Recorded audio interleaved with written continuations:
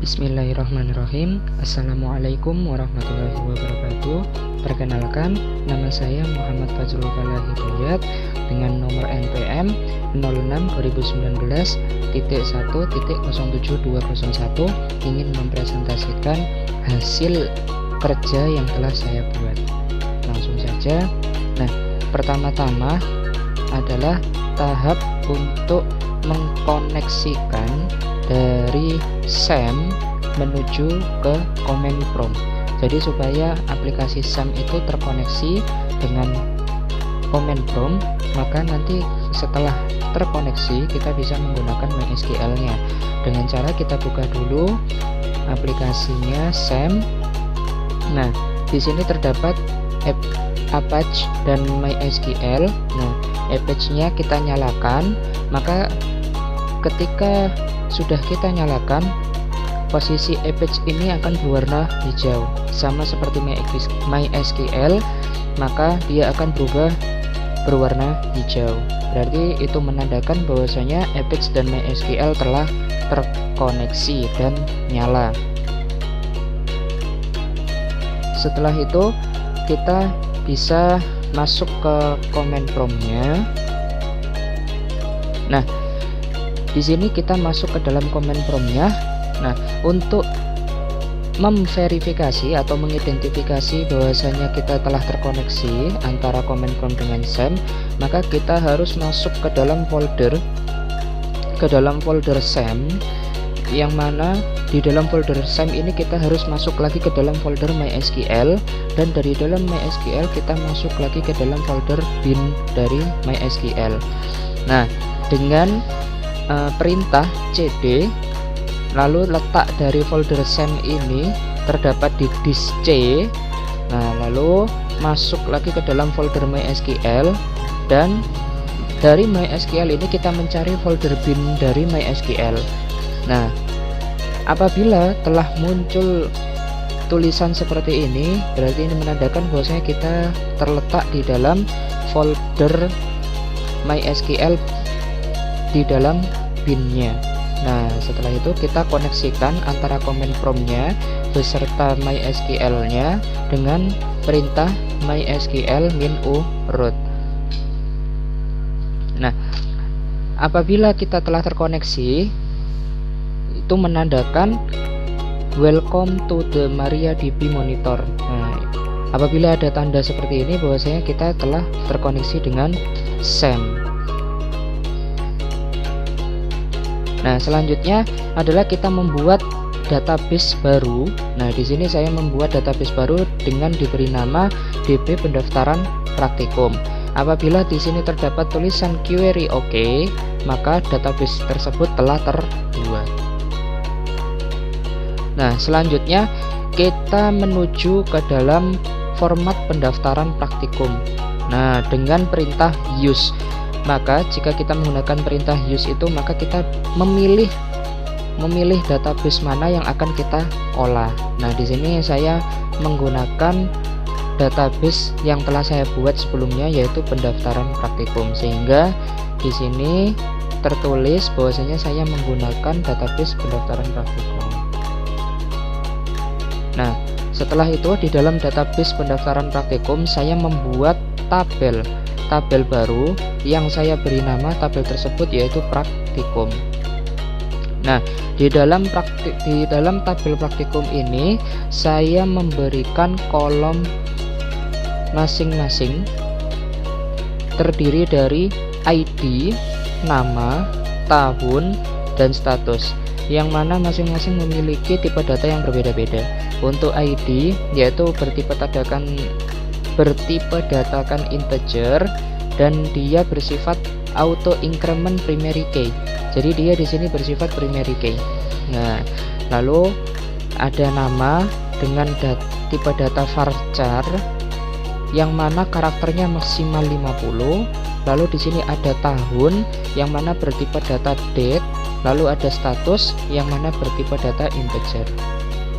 Nah, setelah saya membuat seperti ini, ketika muncul pemberitahuan query OK, bahwasanya data tabel yang telah saya buat tadi berhasil. setelah saya membuat tabel sebelumnya, saya membuat tabel baru lagi, yaitu tabel modul.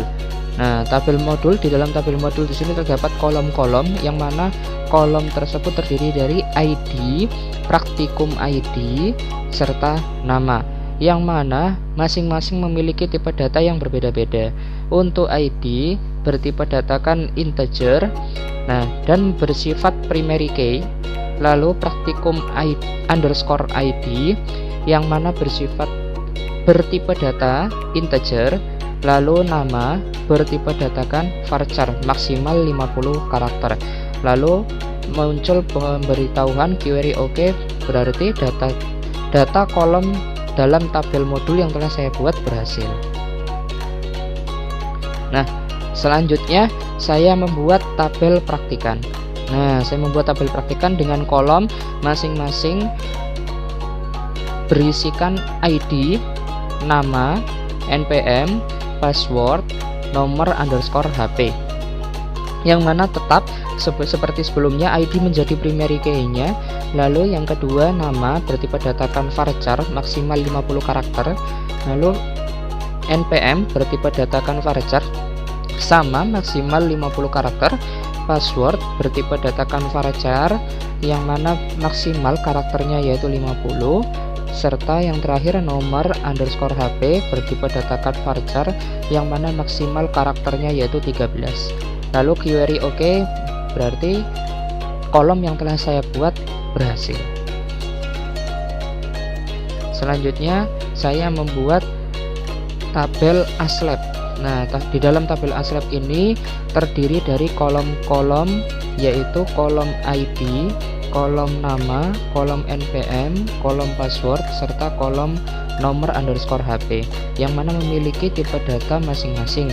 Untuk ID bertipe data kan integer, untuk nama bertipe data kan varchar dengan karakternya maksimal 50, untuk NPM bertipe data kan varchar yang mana karakternya maksimal 50, password bertipe data kan varchar yang mana karakternya maksimal 50, serta nomor underscore HP yang mana bertipe data kan varchar maksimal 13 karakternya.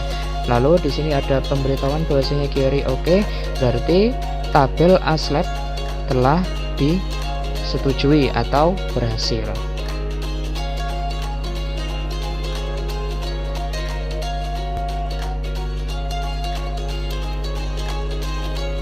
Nah, selanjutnya saya di sini membuat tabel daftar prak. Nah, yang mana di dalam tabel daftar prak ini terdiri dari kolom ID, praktikan underscore ID, ASLab underscore ID, praktikum underscore ID, dan status.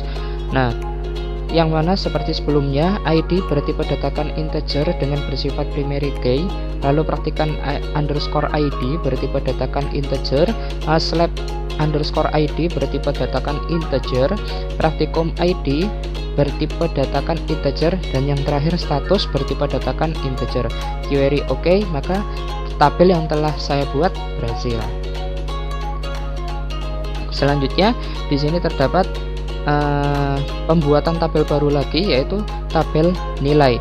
Nah, yang mana di dalam tabel nilai ini terdiri dari kolom ID bertipe data kan integer bersifat primary key, lalu modul underscore ID bertipe data kan integer, lalu praktikan underscore ID bertipe data kan integer, dan nilai bertipe data kan varchar maksimal 20 karakter. Lalu query OK, berarti tabel nilai telah berhasil.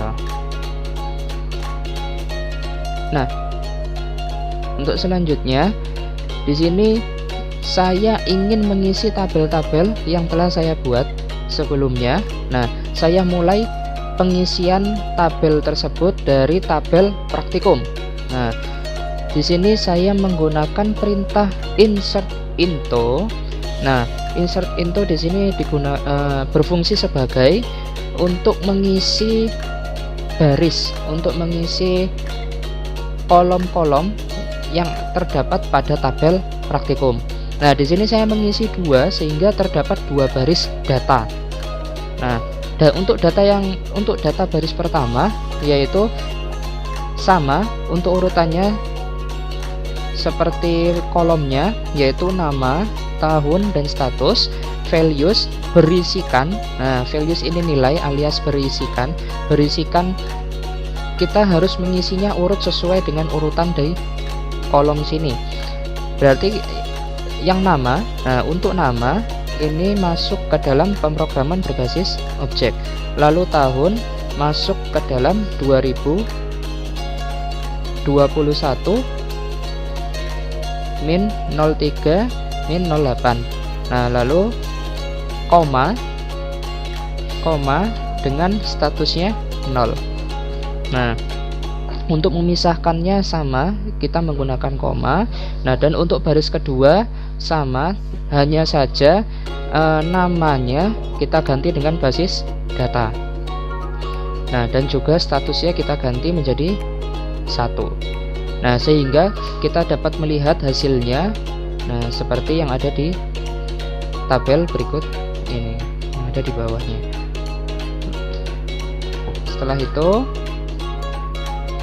Setelah itu saya ingin mengisi tabel modul.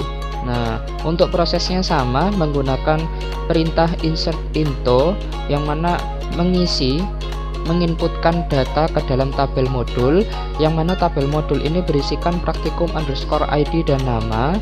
Nah, setelah itu untuk urutan yang pertama praktikum ID, berarti kita memberikan nilai ID dalam kolom praktikum ID, yaitu 2.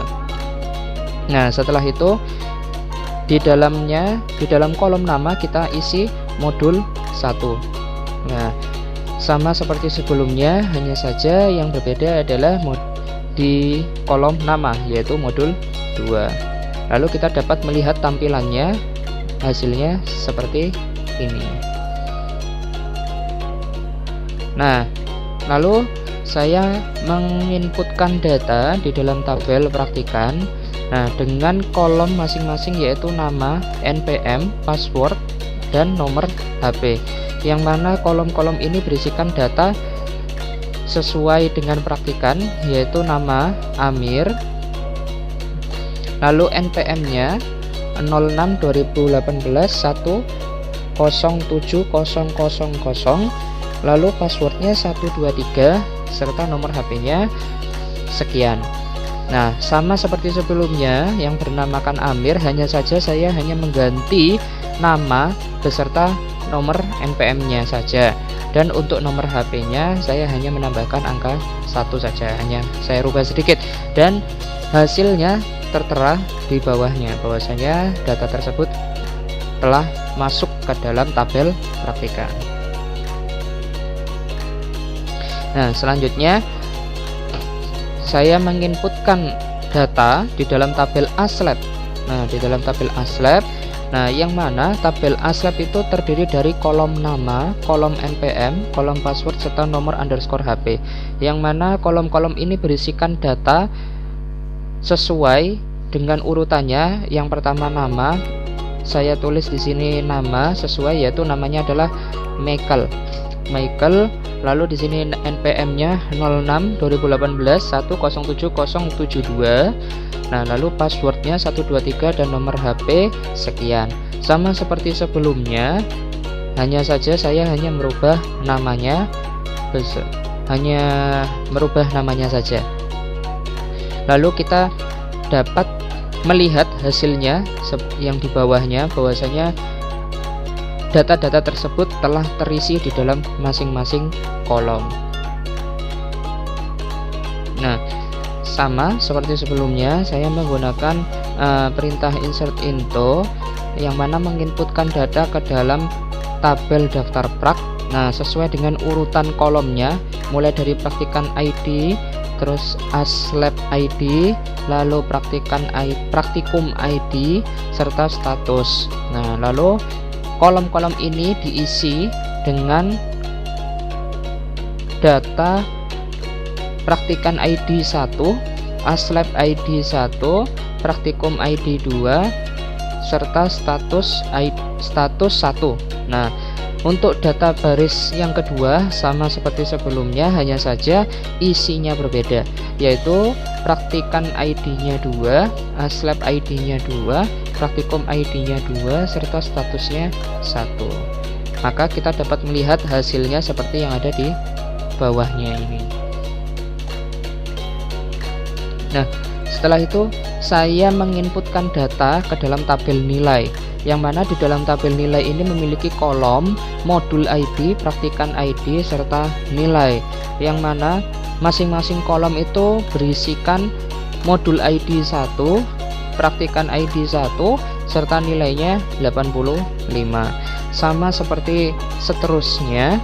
Nah, hanya saja yang berbeda adalah isi dari kolom tersebut. Untuk baris kedua berisikan 2165, dan untuk data baris ketiga berisikan 1287, dan untuk data baris yang terakhir berisikan 22 dan 30. Maka kita dapat melihat hasilnya seperti yang ada di bawahnya ini. Nah, mungkin cukup sekian penjelasan dari saya tentang hasil kerja yang telah saya kerjakan. Kurang lebihnya mohon maaf. Assalamualaikum warahmatullahi wabarakatuh.